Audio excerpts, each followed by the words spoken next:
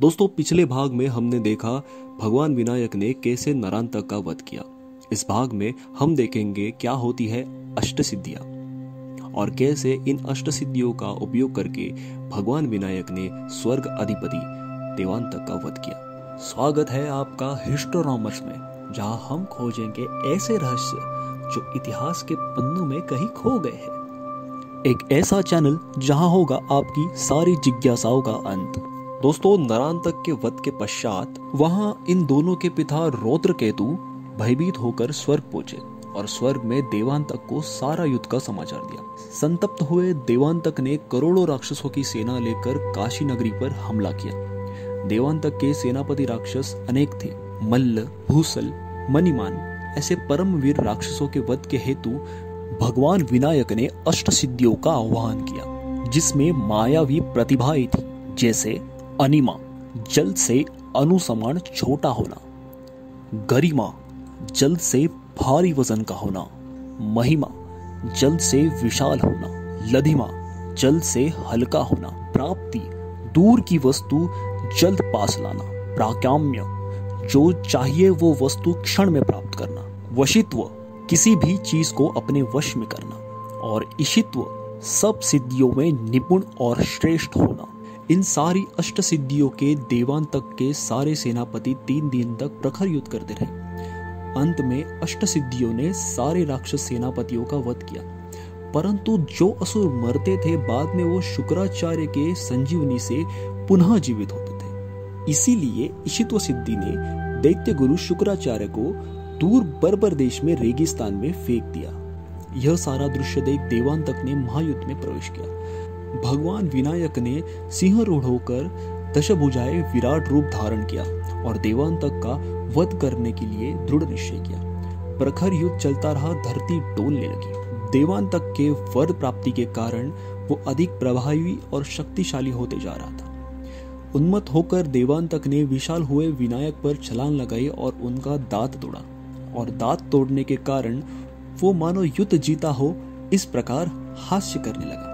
लेकिन वो इसके पीछे रचे हुए लीला को समझ नहीं पाया, क्योंकि भगवान शंकर के वर्णानुसार उसे किसी भी अस्त्र शस्त्र से मारा नहीं जा सकता था। लेकिन विनायक जी ने अपने टूटे हुए दांत का ही इस्तेमाल करके संध्या के समय में अनंत रूप धारण करके देवांतक के सिर के अनेक टुकड़े किए और युद्ध की समाप्ति की।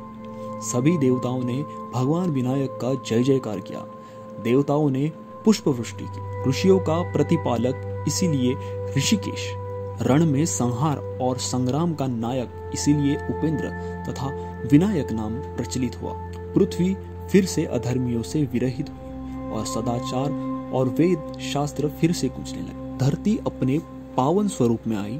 यह देखकर भगवान विनायक ने अपनी अवतार कार्य समाप्ति करनी चाहिए और अपनी माता अदिति और पिता कश्यप ऋषि को आंख मूंद के दर्शन देने का वचन सौंपकर भगवान विनायक स्वर्ग लोक में गमन किया और अपनी अवतार समाप्ति की। दोस्तों, अब हम सुनेंगे पूरे कहानी में से मिली हुई सीख। देवांतक और नरांतक दोनों भाई के पिता सदाचारी थे, परंतु दोनों भाइयों ने उपयुक्त वरदान होकर भी अहंकारी वृत्ति अपनाई और उन्होंने पाई हुई त्रिभुवन सत्ता का दुरुपयोग किया। वे चाहते तो उस वरदान का सत्कार्य और सद उपयोग भी कर सकते थे, परंतु उन्होंने अनाचार का मार्ग अपनाया। वह दूसरी तरफ काशीराज भगवत प्रिय और सदाचारी थे, अच्छे शासक थे। सदमार्ग को उन्होंने छोड़ा नहीं। अंततः स्वयं भगवान ने उनका साथ देकर बुराई का खात्मा किया। आज भी हम देखते हैं देवांतक और नरांतक जैसे अनाचारी सत्ता का उपयोग भ्रष्टाचार के लिए करते हैं, परंतु हमेशा याद रखिए,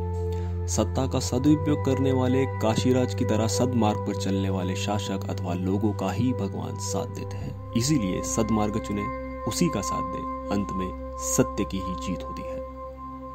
तो दोस्तों, कैसी लगी ये कथा हमें कमेंट सेक्शन में जरूर बताइए।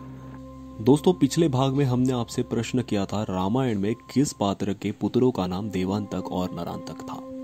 रावण के पुत्रों का नाम देवांतक और नरांतक था। दोस्तों, आज के लिए आपका प्रश्न है, ऐसा कौन सा वृक्ष है जो भगवान शनि जी और भगवान गणेश जी दोनों को भी प्रिय है। दोस्तों अगर ये वीडियो पसंद आया हो तो हमारे वीडियो को लाइक जरूर कीजिए, अपने जिज्ञासु दोस्तों के साथ ये वीडियो जरूर शेयर कीजिए और हमारे चैनल को सब्सक्राइब कीजिए। अगर आपकी कुछ राय है और आप कुछ इतिहास के पन्ने ढूंढना चाहते हैं तो कमेंट सेक्शन में जरूर बताइए। तब तक के लिए हम आपसे विदा लेते हैं, लेकिन जल्द ही मिलेंगे इतिहास के खोए हुए पन्नों के साथ। जय हिंद।